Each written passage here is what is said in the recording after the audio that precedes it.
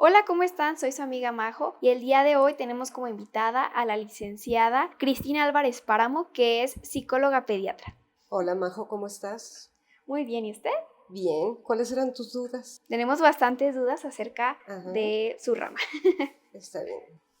¿Qué es lo que actualmente preocupa a la adolescencia? Al adolescente muchas cosas, principalmente, acuérdate que están en una etapa de desarrollo delicada, a veces sufren ansiedad simplemente porque su cuerpo ya no es el mismo, tienen presiones a nivel académico, a veces tienen miedo al futuro, pues más o menos las mismas preocupaciones que los adultos, pero ellos necesitan una contención emocional de la familia y de los maestros para que puedan ver a futuro, para que no tengan tanta inseguridad hacia crecer, hacia manejar el mundo como está ahora, en general.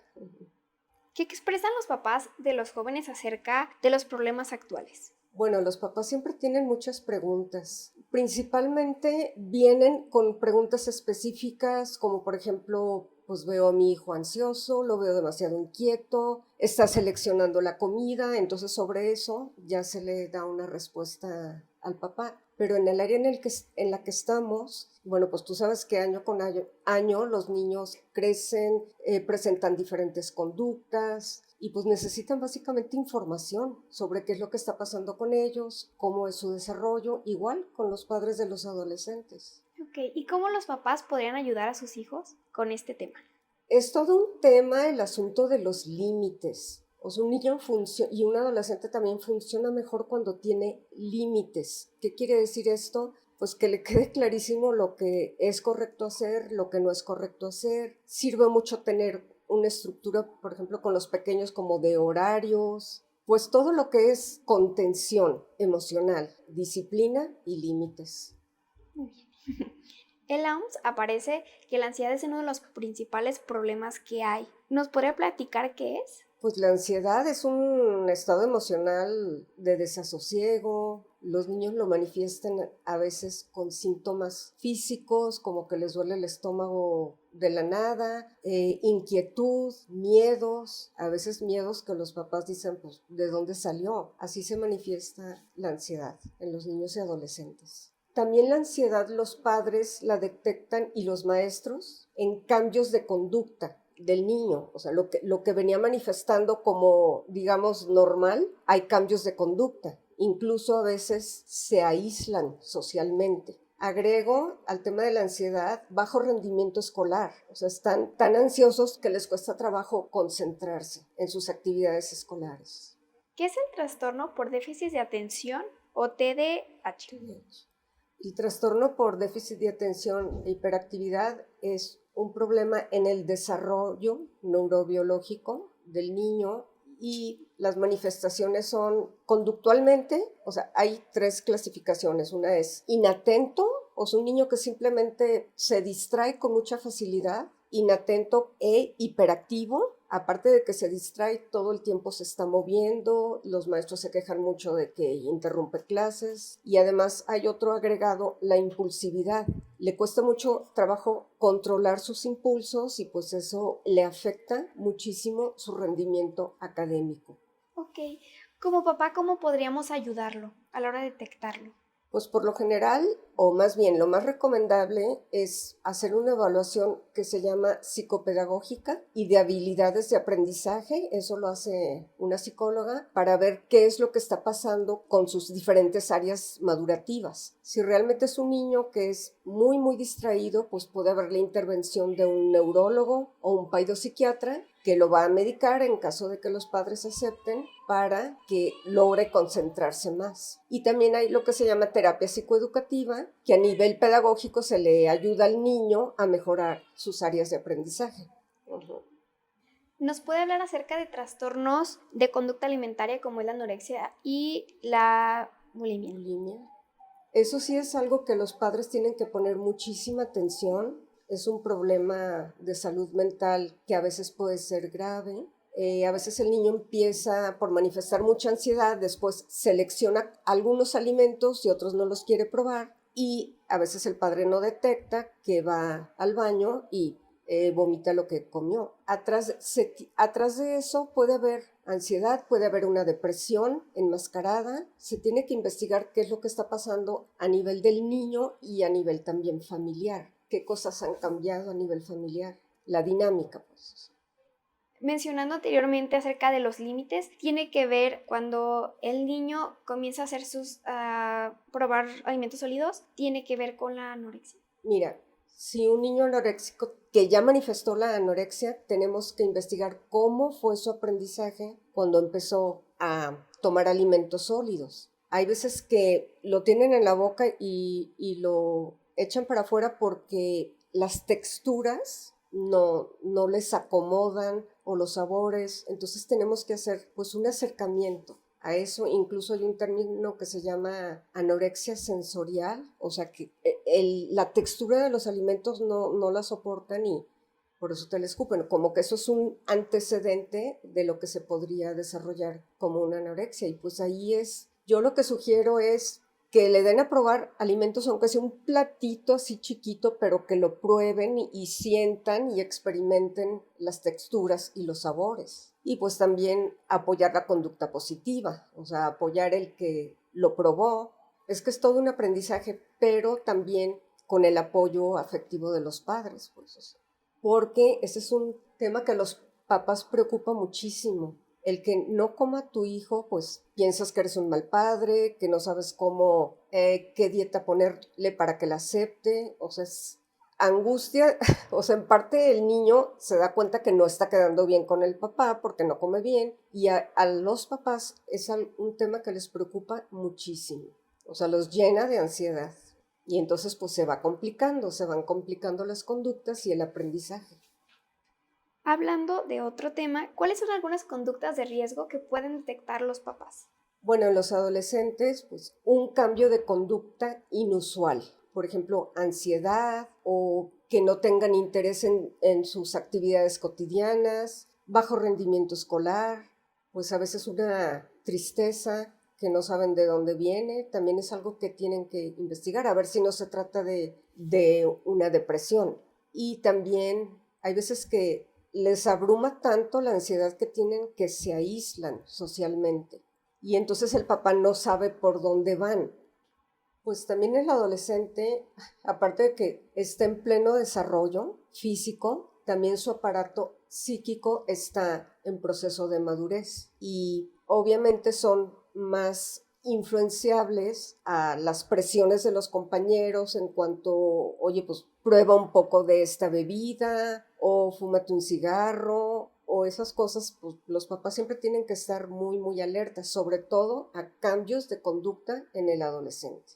En cuanto al tema de tecnología, vuelvo a lo de los límites. Hay niños que todo el día se la pasan en el celular, en la tablet. Entonces mi sugerencia es que les pongan límites en cuanto a puedes jugar 1 hora o 2 horas, porque si no, pues pierden mucho tiempo en cuanto a hacer deporte, estudiar, o sea, las cuestiones académicas, pues pierden tiempo en eso. Y bueno, pues hay otros temas en cuanto a la tecnología que es como si el niño, aunque no tuviera déficit de atención, pero crea un déficit de atención porque está acostumbrado a que solamente recibe estímulos y responde, recibe, responde. Y hay veces que cuando tiene que procesar o pensar de una manera lógica abstracta, pues ya le está costando más trabajo porque está acostumbrado a ese tipo de estimulación.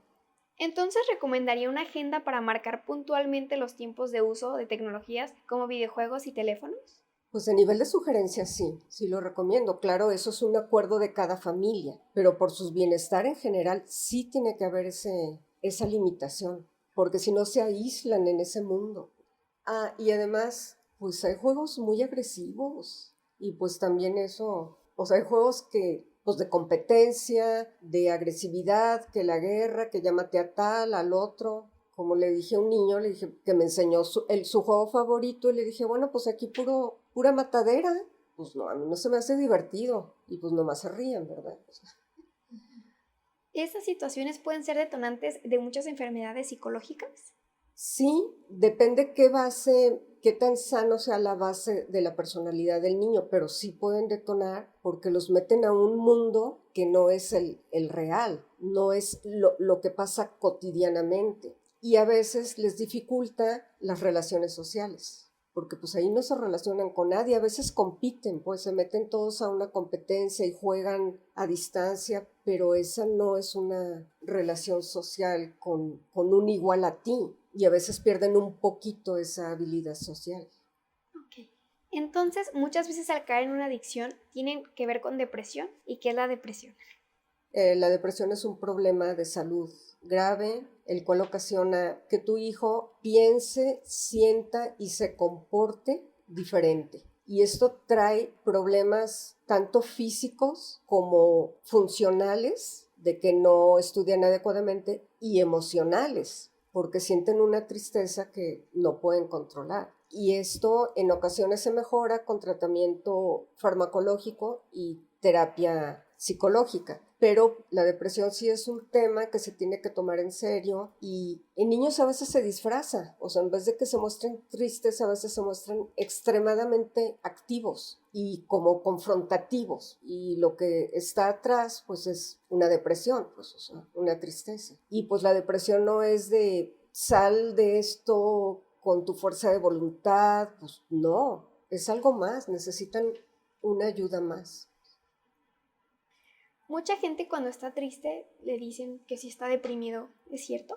No, son cosas diferentes. La depresión no es tristeza. La tristeza la ocasiona factores externos a ti. Y la depresión ya es un manejo de tus emociones interno. O una depresión es cuando, una tristeza te la puede ocasionar la pérdida de un ser querido, la pérdida del lugar en el que vives, que te tienes que cambiar. Y la depresión ya es un sentimiento de todo me da miedo, de baja autoestima, creo que no voy a poder sacar tal materia, pensamientos negativos, ya es más, requiere mucho más apoyo. ¿Cómo se puede diagnosticar la depresión?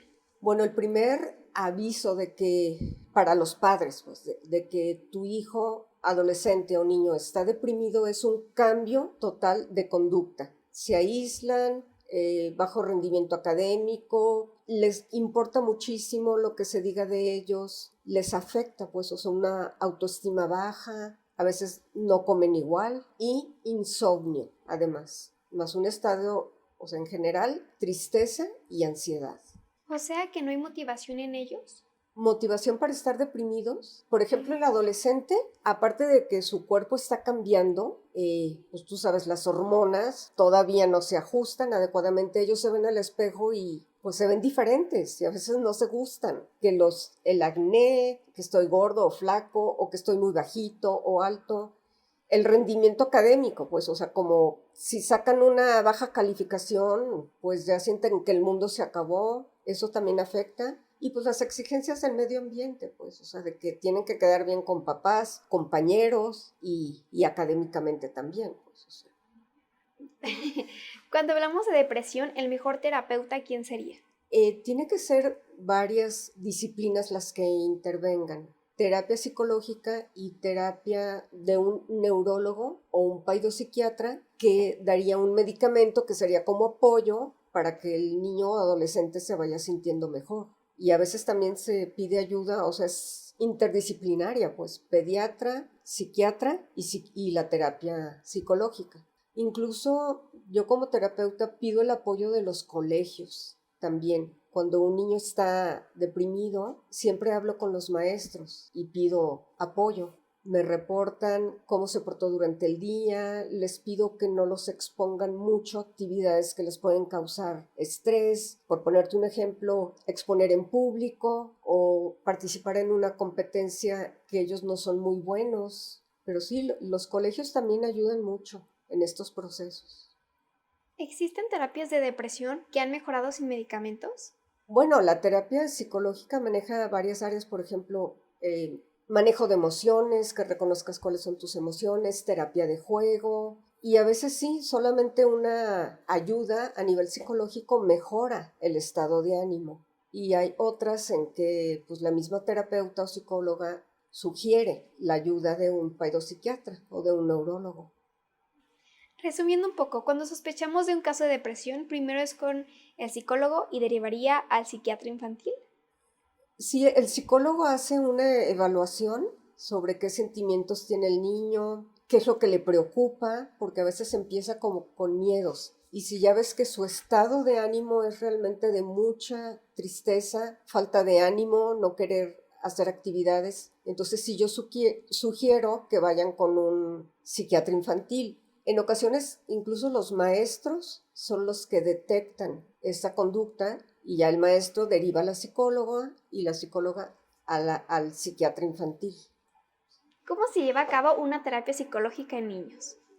Primero detectas qué es lo que le está pasando, si está triste, si tiene miedo, si tiene mucha ansiedad, y a través de juego, todo es a través de juego. O sea, a través del juego los niños se expresan muchísimo. Por ponerte un ejemplo, siempre les pido, dibújame un árbol, y un niño que está deprimido, que está muy triste, te va a dibujar un árbol así, de este tamaño. Y ya le empiezas a preguntar, este árbol, descríbemelo como si fuera una persona, cómo se siente, con quién vive. Y entonces para los niños a través del juego es muy fácil expresar, o la mayoría expresa con más facilidad. Si tú le haces una pregunta directa a un niño, a veces se cierra. Otro ejercicio que les pongo es, dibújame un animal de la naturaleza, un animal que te guste mucho. Y después les preguntas, ¿por qué te gusta el león? ¿Qué cualidades ves en el león? Y ahí, sin darse cuenta, el niño está expresando muchísimo. Y por ejemplo, ya, o sea, más específico, me dices que le tienes miedo a cuando hay mucha gente alrededor de ti, o me dices que hay un monstruo abajo de tu cama. Quiero que me lo dibujes. Y entonces se ponen a dibujar el monstruo que ellos ven, y de la nada les digo, ¿qué te dice el monstruo? Dime qué te está platicando, porque aquí lo vamos a poner límites a ese monstruo. Todo es a través de juego, ya, pues para ellos eso es mucho más fácil, pues se expresan más. ¿Todo el tiempo están los papás o es mejor el niño solo? Primero paso a los papás, les hago una encuesta a ver qué es lo que está pasando alrededor, el ambiente familiar. Ya después pasa el niño. Si él no quiere pasar solo, va a pasar con uno de los papás. Y ya después saco al niño y entran los papás.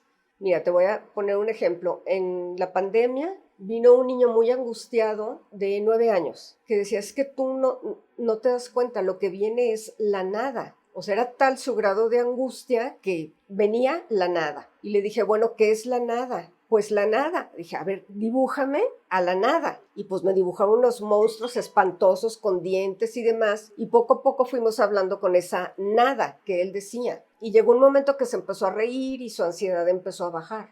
Ese tipo de intervenciones se hacen con los niños. También les pongo juegos de estrategia o un simple rompecabezas y él está concentrado en el rompecabezas y le haces preguntas. O sea, hay muchas técnicas. Pues. Ese es un tema muy importante. Sí. ¿Subieron mucho los casos de problemas psicológicos por la pandemia?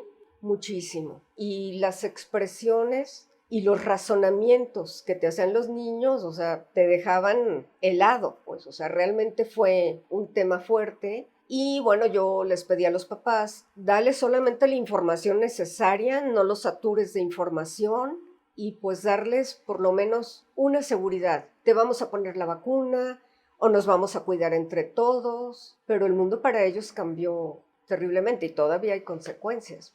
¿Cuáles fueron esas consecuencias en y después de la pandemia?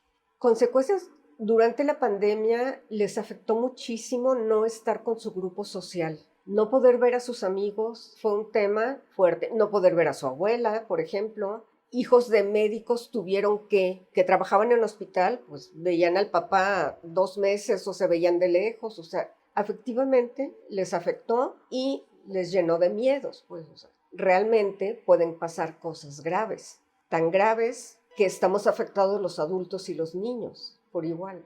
Eso fue todo un tema. ¿El cubrebocas fue un factor que les generara alteración del habla? No tanto del habla, pero aparte de que les incomodaba mucho, sentían que no contactaban directamente, o sea, como que fue como una barrera. Y porque no veían la mitad de tu expresión facial, pues les incomodaba muchísimo. Pues, o sea. Tengo conocidos que todavía utilizan cubrebocas y al parecer me han dicho que es por acné o miedos. ¿Me podría decir por qué también? Pues mira, muchos adolescentes sí lo siguen usando porque quieren ocultarse. También he visto eso. Y otros, pues, porque es un miedo que todavía no pueden superar. ¿Por qué? Pues porque hubo muertes en su familia, hubo muertes incluso de gente joven, y es un miedo, pues, o sea, sienten que se suben al transporte público y van a salir ya contagiados. Pero otros sí lo usan como, con esto me cubro, tengo el mejor pretexto y no socializo adecuadamente. O muestro lo que yo quiero mostrar. Pero sí, de los miedos de los niños en pandemia y pospandemia, bueno, se puede escribir un tratado. ¿Qué tips nos puede dar para regular nuestras emociones? Regular tus emociones, te pongo un ejemplo con la comida, porque hay veces que comemos compulsivamente.